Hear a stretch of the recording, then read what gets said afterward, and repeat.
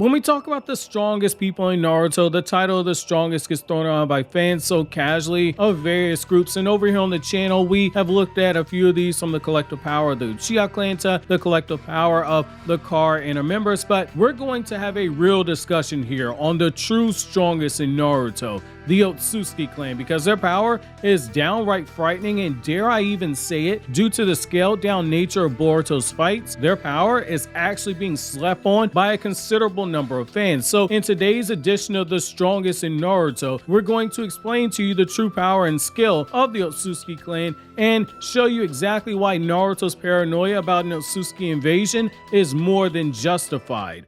As we all know, the Otsutsuki clan are an ancient clan of parasitic celestial beings who travel through the universe harvesting chakra, and within that clan is a strong adherence to the clan law of the transfer of power. It's through this ancient law that the Otsutsuki clan have upgraded and transformed themselves into being the strongest clan to ever exist in Naruto. But how tall of a task would it be to fight all the Otsutsuki who we've been introduced to in this series, from the half-breeds like Ashura and Indra to the simps like Toneri to the absolute monsters in the form of Isshiki and Kaguya, all at the same time? Well, to put it short, that's a suicide mission. Starting things off, 6 of the 10 naturally born Otsutsuki who we've been introduced to in the series, they can all use all 5 changes in chakra nature. Those Otsutsuki are Kaguya, Hagoromo, Hamura, Ashura, Momoshiki, and Toneri. They all have the 5 basic chakra natures. Ashura is also in possession of wood release as a Kekkei Genkai, which means that he can use jutsu that can bind you and absorb your chakra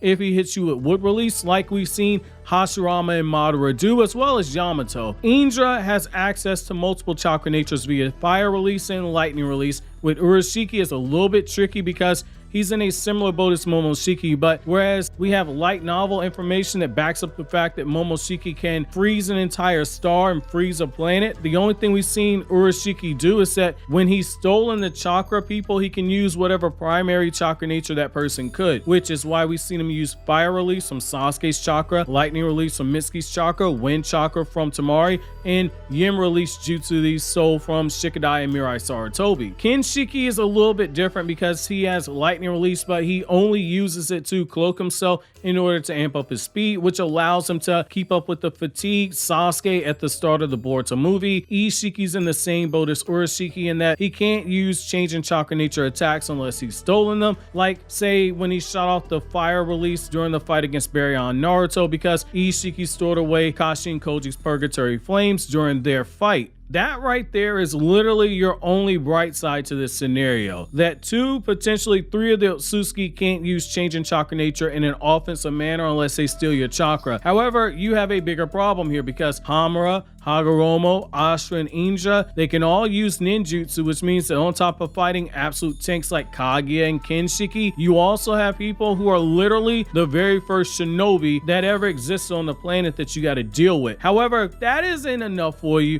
2 of these people, Hagoromo and Hamura, both have 6-pass chakra, and we saw how big of a buff that Naruto and Sasuke got when they got 6-pass chakra. You also have 2 Sage Mode users in Ashura and Hagoromo, which makes this an even harder fight to try and make it out of. Then you have the big elephant in the room. Every Otsutsuki, with the exception of Ashura, has a dojutsu. Hagoromo and Indra both possess the Mangekyo Sharingan. That means they can use the Sharingan Eye of Insight to copy your moves, predict your jutsu, predict your movements, and the Sharingan Eye of Hypnotism can put you under advanced genjutsu. Then you got the forbidden Uchiha genjutsu like the Izanagi and the Izanami, which allow you to rewrite reality and trap people inside of an infinite loop. Then you have 6 who have access to the Byakugan, though with Toneri being blind, it's technically 5.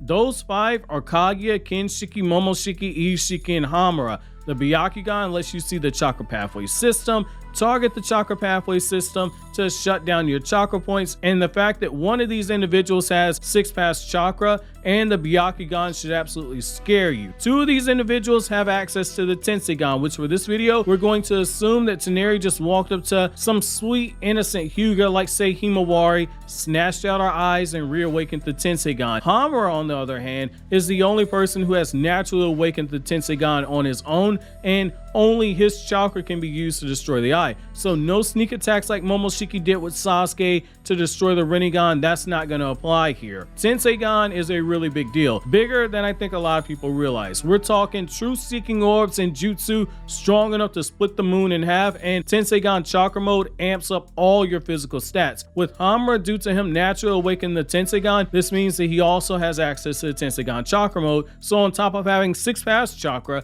he's also got the Tenseigan chakra mode buff on top of all of that. Now 4 of these individuals have the power of the Rinnegan, so jutsu like the basic 6 pass jutsu that you saw Pain use are on the table for them to use. Hagoromo, Kaguya, Momoshiki, and Urashiki each have their Rinnegan. Momoshiki's Rinnegan allows him to absorb jutsu and shoot it back out several times stronger than before, and Urashiki's Rinnegan allows him to travel back and forth in time several seconds, which allows him to avoid attacks due to seeing the short-term future. Kaguya has the Rinne Sharingan at her disposal. Then we have Isshiki, who has this unnamed dojutsu that has the appearance of the Dharma wheel, which allows him to shrink objects, shrink himself down to a 1-inch size, store objects inside another dimension, and summon objects from that same dimension as well. However, that only scratches the surface of the clan as we know it. So let's dive even deeper into each Otsutsuki individually and show why fighting this entire clan at the same time is an absolute suicide mission, even if you limit yourself to the ones we talk about in this video here. So starting things off with Kaguya,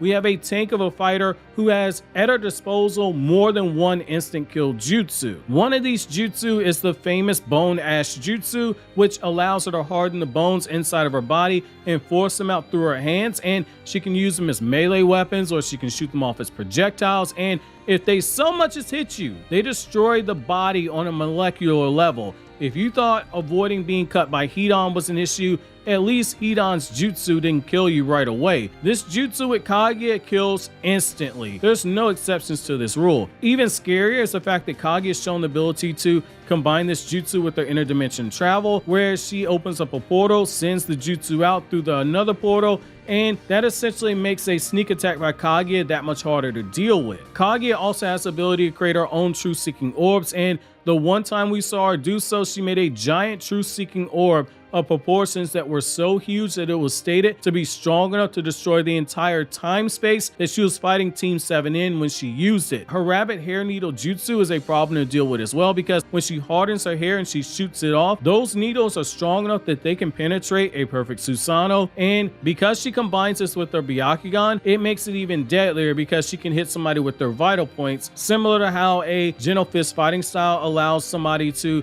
target the chakra point. Now, her Ameno Minakai is a jutsu that she uses when she changes the world around her into her dimension. This is a space-time jutsu, but it's different in the sense that when we've seen people like Sasuke and Minato do it, they teleport themselves to another location. Kaguya's jutsu brings the actual location to her, and we know from Naruto Databook 4 that the jutsu requires a high amount of chakra that literally Kaguya at the end of Naruto's manga was the only person who could pull off this jutsu, and she can choose where she sends you. So say if she wants to be an absolute savage, she could just teleport whoever she's fighting into the acid dimension, and that's another instant kill if the person cannot fly. For more detailed information on Kaguya's dimensions, I recommend checking out my video breaking down all of Kaguya's dimensions in detail. Now, her 80 Gods Vacuum Fist has Kaguya gather chakra into her hands. She then wraps it around her arms and she shoots off several chakra-packed punches simultaneously at her target. And when she does so, she's using her Byakugan to strike the person. So when she hits with these attacks, she's doing so in a very precise manner. The amount of force that these punches packed was enough that it destroyed 6-pass Sasuke's perfect Susanoo with utter ease. Kaguya has also shown the ability to absorb chakra just by touching someone, which we saw in Naruto chapter 681. On top of that, Kaguya has insane regeneration ability, and she's durable enough to survive the 6-pass chakra mode Naruto's Shadow Clone Barrage with all those Rasen shurikens that were using every Biju special chakra in the process. On top of having the Byakugan, she also has the Rinne Sharingan on top of her forehead that gets the benefits of the Sharingan that you normally get, but she can also cast the Infinite Tsukiyomi, and she can teleport people using this eye, and she can teleport through time spaces herself, and she has the ability to do what she did just before she got defeated by Naruto and Sasuke, which is she can absorb chakra from everyone one stuck inside the infinite Tsukuyomi to power herself up, which she literally did by powering herself up, as stated by Zetsu, stronger than she ever was before. We've also seen that Kaguya can briefly transform into an unstable version of the Ten Tails, and based off of Zetsu saying in the manga that this wasn't intentional, it opens up the door that she can do so when she has a calm mind. Next, we have Toneri Otsutsuki, the descendant of Kaguya's son Hamura. Naruto fans have a tendency to not appreciate the fact that he's actually stronger than he's given credit for. The KCM2 Naruto who he fought possessed both halves of the Nine Tails chakra, which for reference, the KCM2 Naruto you saw in the war is weaker than the KCM2 Naruto you saw in the last, because that Naruto only had one half of Kurama's chakra. This Naruto that Toneri fought had both halves. By default, he's stronger. Anyone with enough understanding of chakra to use all 5 changes in chakra nature, they're not a slouch either, especially when that leads to understanding of them possessing the truth-seeking orbs. The puppets that he possesses, according to the Naruto the movie last novel, are different than the puppets that you see people like Kankuro and Sasori use, because these puppets are controlled by Toneri's own thoughts. When he gains access to the Tenseigan, Toneri has the same powers of attraction and repulsion that you see with the Rinnegan, and in its max he's able to pull the entire moon towards the earth. His Tenseigan chakra mode powers up all his physical stats from speed to strength, and the durability was enough that Toneri boasted that he could tank an explosion that came from the moon and the earth when it connected. Toneri can also compress down his Tenseigan chakra mode into a focus point and shoot off the chakra in a compressed blast that can not only destroy a chunk of the moon, but the power of absorption is so great that even someone like Naruto, who had both halves of the Nine Tails chakra, had small bits of chakra from all of the Biju. Naruto still had his chakra drained to near absolute zero in one instance, which for reference, absolute zero is death in the Naruto world, and it took Sakura several days healing him to replenish his chakra. Now, Toneri's Tenseigan chakra mode using the truth-seeking orbs makes him a huge problem, because as we saw in the war, if these orbs hit somebody, then they're absolutely screwed if they don't have nature energy, if that is the intent of the person using it. These orbs can also nullify any chakra-based jutsu, with the exception of senjutsu infused attacks. These orbs can also have change in chakra shape applied to them to change their appearance from being chakra rods to combat swords in the case of Toneri, while in the Tenseigan chakra mode, when he was using these orbs and combining it into his chakra mode, he's able to cut the entire moon in half, or he can use the Wheel of Rebirth explosion jutsu to shoot off a giant typhoon of chakra that is strong enough to cut the crust of the moon when it's been unleashed. Given how his puppets works, in theory, it's very possible for him to control his puppets while he's actually fighting you, which means on top of having to fight someone like Kaguya, who has multiple instant kill jutsu, you also have to fight someone like Toneri, who can create wind gusts and shoot off attacks strong enough to crack the moon, and durability strong enough to take the collision of the moon and the earth colliding. On top of that, you also have to fight his puppets he can control with his thoughts. Now, Hamura, the son of Kaguya, presents some of the same problems as Toneri, but the issue is that on top of having the Tenseigan, he also has the 6-pass chakra as well. So think of everything you saw with Toneri's Tenseigan chakra mode, from the moon splitting attacks and the insane durability, and now stack 6-pass chakra on top of that. That is Hamura. Even before he naturally awakened the Tenseigan, he was still very powerful in his own right, being right there with Hagoromo when they fought off Kaguya, and his taijutsu was enough that he briefly was able to pressure Hagoromo for a short period of time. The fact that he inherited Kaguya's monstrous chakra should give you an idea of how deadly this Byakugan wielding Otsutsuki was before he got the Tenseigan, and like his brother,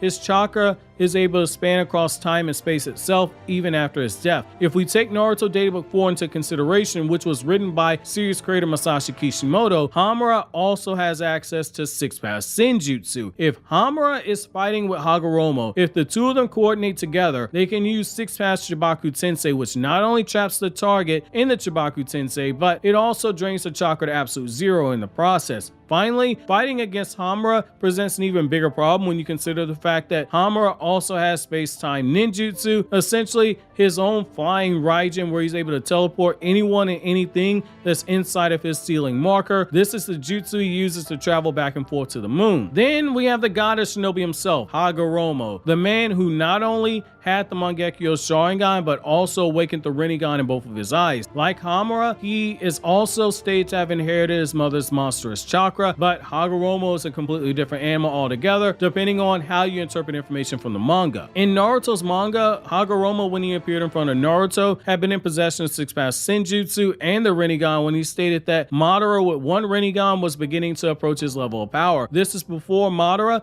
got the additional amps from the second Rinnegan, absorbing the God Tree, and then awakened the Rinne Sharingan. Each is a significant increase in power. Some say Hagoromo was referring to himself in that very moment as a ghost, and others are saying that Hagoromo was referring to himself at the peak of his power, since he stated that Madara might even get close to Kaguya in power, implying that Kaguya was still stronger than him. Whether or not you lean one way or the other, that's up to you, but in any event, both answers are someone that is absolutely insane in power. But let's dive even deeper here. Hagoromo sealed the 9 Biju inside of himself, making him the first 10 Tails Jinchuriki, on top of having both Rinnegan eyes. Imagine fighting someone with the basic 6-pass jutsu that you see Rinnegan users use, and then have someone with the durability and regen ability of a 10 Tails Jinchuriki, which we saw a partial 10 Tails Jinchuriki in Madara survive an attack by 8th Gate Might Guy that was able to bend time and space around the attack. This Hagoromo is a full Jinchuriki with all 9 Biju chakra inside of him. He's not an incomplete like how Madara and Obito were. Even before becoming a Jinchuriki, his power when he was using Sage Mode was enough to fight his mother Kaguya alongside his brother for several days in combat, essentially stalemating her and eventually defeating her. This means on top of having all 5 basic changes in chakra nature, Hagoromo is a 10 Tails Jinchuriki, also has every Biju's Kekkei Genkai, meaning he can further amp up his power by using things like Bull Release, or he can use Lava Release attacks, so he can use the sealing properties of the One Tails when he uses Magna Release. On top of all of that, he has the rare power of the creation of all things, which allows him to turn mere thoughts inside of his mind and turn them into living and breathing reality,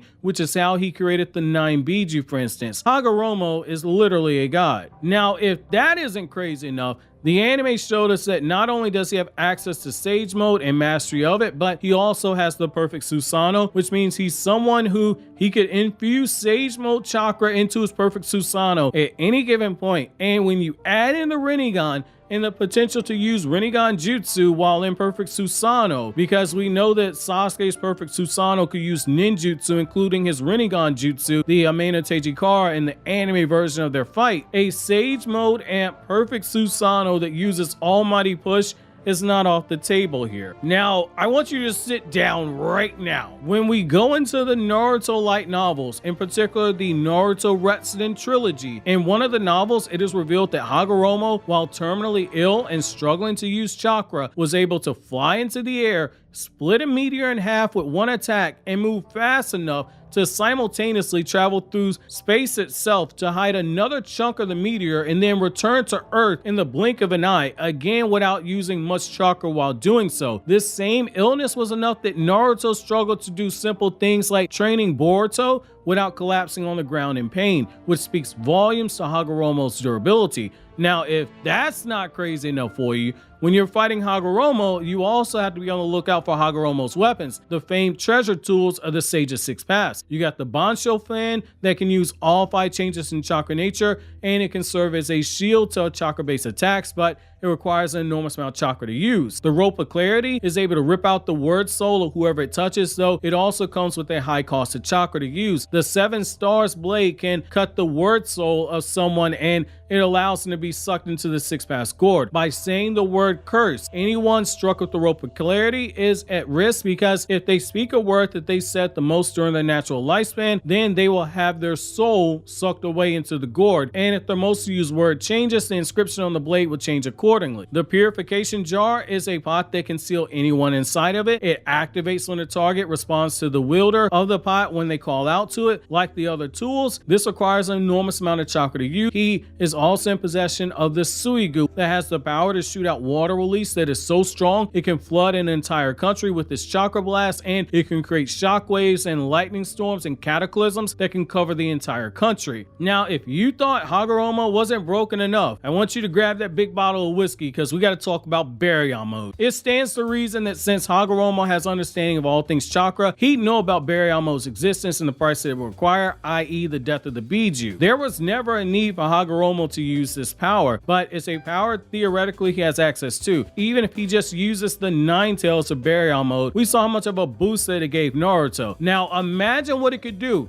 is someone like Hagoromo, if we assume all Biju have access to Baryon mode and requires a close connection to the Jinchuriki, this means we could see 10 tails Baryon mode Hagoromo, which at this point, anyone with the Dragon Ball Scouter goes ahead and crushes it because you're not reading that power level at all. If Toneri could take a moon and a planet collision by his own words and survive it, Hagoromo might be exceeding the force of black holes or something crazy like that when it comes to 10 tails Baryon mode. Now, fighting Hagoromo's half-breed children, that's no small task either. Indra has the Mangekyo Sharingan and the perfect Susanoo. He's one of the most skilled taijutsu users we've seen in the series, which he was trained by the goddess Shinobi. He has similar jutsu like the Chidori, and his Mangekyo Sharingan power works very similar to the Amaterasu. Like Sasuke currently does, Indra can use lightning release to amp up his speed, or he can run it through his entire body to amp up attacks. Indra's skill level and understanding of chakra is impressive enough that even Hagoromo was impressed by his skill, which that doesn't come easy, mind you. Ashura inherited Hagoromo's raw physical power and his chakra reserves to a point where he could rival his brother Indra, who is considered to be a prodigy. He possesses enormous stamina levels, and in the anime he has the ability to use wood release. His sensory skills are also above that of Tobirama, who is one of the greatest sensory ninjas to ever have existed. His Ameno Mi Hashira is basically a Rasengan that's on steroids, where he makes a barrier of chakra that has 5 floating Rasengans inside of it, and the barrier allows him to use that to take the brunt of whatever attack it collides with, leaving the 5 Rasengans inside of it to damage whoever it is that he hits, which ultimately results in a giant explosion because is 5 Rasengan. Now, on top of having wood release and all 5 changes in chakra nature at his disposal, he also has access to 6-pass Senjutsu, and while using it, he can use his 6-pass chakra avatar, which comes equipped with truth-seeking orbs, and he has 6 arms to use in combat, and it's just as large as a perfect Susanoo. And if that isn't crazy enough, his wood-style 1000 hands can move on its own. It can throw 1000 hands at the person, and it can even use ninjutsu. Now, not to be outdone, we have Urashiki, who, despite all the memes, is actually in possession of one of the most troublesome Rinnegan powers that, had it been in the hands of somebody smarter than him, it could have been one of the most broken in the series. Urashiki has 2 different versions of the Rinnegan. One that's red that has the Sharingan Tomo, and one that's blue that has the same Tomo inside of it. The red Rinnegan allows him to travel across dimensions, and the blue Rinnegan allows him to go back into the past a few seconds at a time to essentially nerf or counter whatever attack was used on him in the future. But because he used his jutsu so many times in front of Jiraiya came up with a strategy to have him inhale the toxins of the toad in order to poison Urashiki's body, which goes to show you what was stated in part 1 of Naruto. Using your trump card jutsu too many times in front of a skilled shinobi is a death sentence. Urashiki also possesses a fishing hook that allows him to drain out chakra of whatever person he uses on immediately, and he's also able to use that person's primary chakra nature when he uses it. If he consumes his own Rinnegan, his chakra gourd, and all the chakra inside of it, he's able to transform into a more powerful fusion version of himself. His Star Lord Dragon Palace jutsu allows him to shoot out a massive chakra blast that spawns off a giant purple dragon. He can also use the same jutsu but on a smaller scale to shoot off powerful shockwaves and chakra blasts at his target, but he can only do so while in his transformed state. If you just go by the base version of Urashiki, his fishing hook becomes a problem because he can combine it with the near 360-degree perfect degree vision of the Byakugan for precise strikes to rip out chakra from the body. Now, Kinshiki is a very interesting case because we have to clean up the assumption that people have based on the databook translation from the Boruto movie, where people use it to discredit Kishimoto's databooks by saying, hey, the databook said Kinshiki can split a planet in half. Databooks don't matter. So this is reason 911 to understand the meaning of context in Japanese. While the translation itself says it's a forbidden power that can split worlds, we need to pump the brakes here. This is why you do not take Japanese literally word for word, and here's why. Japanese has katakana, kanji, and higurama, 3 alphabets. When looking at the raw text, it's referring to the earth in terms of the ground and the land. It's referring to all things created within the earth or the planet. It does not refer to the actual planet itself. He's not swinging his sword on the ground and splitting the whole planet with one swing. To make that assumption is to make the same wrong assumption people make about Toneri being universal according to the data books, because universal was referring to world in the same sense. That being said, Kinshiki's absolutely not a slouch. By using his lightning release to amp up his speed, he's able to keep up with the fatigued Sasuke Uchiha. His skill with his weapons was enough to pressure that same Sasuke in combat, forcing him to whip out the main Teijikara right before he would have been killed. He's one of the two people that Kaguya specifically named inside of her scroll as being people that she was afraid of, and for really good reason. Anyone who can transform the chakra into various weapons, from halberds to axes to blades, and has the sensory abilities that he can sense disruption in space-time from across the universe, and he can use teleportation space-time ninjutsu. That's a huge problem here. This is someone who, despite being on the verge of death, could cut through the God Tree with one swing, which, for reference, we saw how durable the God Tree was in the war when 6 past Naruto's Lava Rasen Shuriken and Might Guy's 8th gate attacks were used on it. Also, because he has the Byakugan, if push came to shove, he could target your chakra points. Momoshiki, on top of having the Byakugan to do the exact same thing as Kinshiki, also has the Rinnegan on his palm. He can absorb any chakra-based attack, including nature-infused attacks, and he can fire it off twice as powerful as before. In Boruto novel number 3, he destroyed an entire planet with no issues using an ice release attack that was so powerful that it froze everything to an absolute zero temperature, including the star, that universe, i.e. he froze an entire sun. When he absorbed Kinshiki's power, that was enough in the Boruto movie novelization that he viewed the collective of 6 past Chakra Cloak Naruto and Rinnegan Sasuke, albeit both of them not at 100%, as being his equals in combat as a collective. But in that same novel, he believed he held a considerable edge over them in terms of one-on-one combat. In the same novel, when he was being pressured, he did what Kaguya did against Naruto and Sasuke, where she absorbed chakra from another dimension. Like Kaguya, Momoshiki can do this to amp up his stats as well. Fused Momoshiki possessed enough power that he easily broke out of Sasuke's Chibaku Tensei seconds after being trapped inside of it. Just the shockwaves of his Chibaku Tensei unleashed enough force that it sliced the entire God Tree in half with no issues. Momoshiki can also use his chakra to make chakra monsters, like the golem that we saw briefly bullying 6 past Naruto's Kurama avatar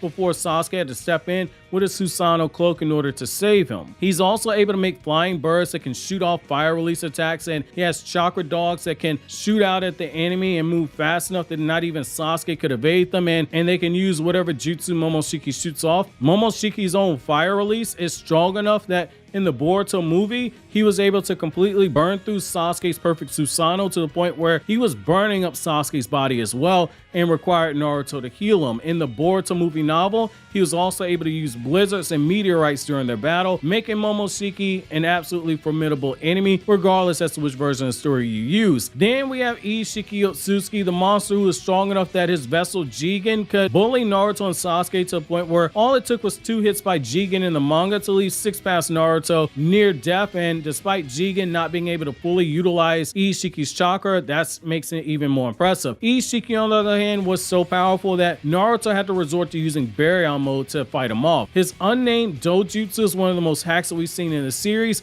being able to use the Sukuna Hikona to shrink himself, shrink any chakra-based attacks that are coming towards him, or any nature-infused attacks, shrink attacks and objects, and shrink other non-living objects. The only exception is that he can't shrink people, he can only shrink himself. This makes using something like Kirin useless, because the moment he sees it, he can shrink the attack down. The Daikokuden allows him to store any objects he shrinks inside that dimension, then summon them back out, and when he does so, as we saw in the Naruto Baryon mode battle, he can use the jutsu that he stored inside that dimension, because he was able to shoot off Kashin Koji's True Essence Flames at Baryon mode Naruto, who just flew through the flames with his Rasengan. He's also able to summon his giant black chakra cubes, which we know from the manga have unique properties, because Naruto's heightened sensory abilities couldn't sense them, which on top of the summoning speed, which is so fast that not even basic Sage mode or Naruto's 6 past chakra mode is able to actually track them, and not even 6 past sensory skills can overcome the signal jamming effect of these cubes. It essentially nullifies any sensory abilities. He's also in possession of the Byakugan, which makes his taijutsu strikes that much scarier,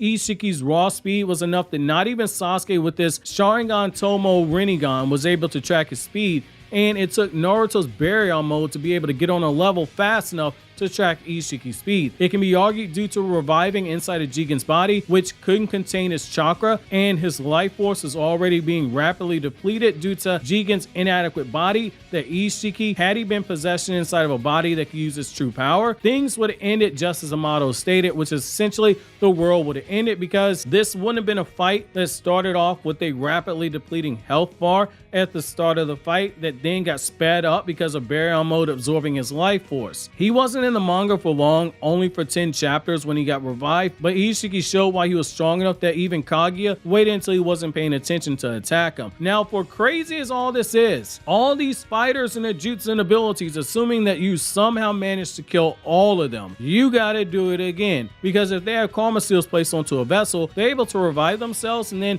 you gotta fight these monsters all over again in order to kill them once and for all. Though people like Hagoromo and Indra can theoretically use the Izanagi and Izanami in order to rewrite reality or trap you inside an infinite loop, that's something else to keep in mind. That being said, you should see now why Naruto has Orochimaru of all people working on weapons in the event of an Otsutsuki invasion, because you're not beating 10 Otsutsuki in combat, let alone 100 of them. You're gonna need Otsutsuki killing weapons, which is why Kakashi is Hokage and now Naruto's Hokage are putting a lot of money and resources into ninja tech, because this stuff is just way too broken. If you want to see more videos like this, check out my Strongest in Naruto playlist, and if you want to see a video explaining the collective power of all the Otsutsuki vessels, I'll make that video if we can hit 2,000 likes before the end of this month.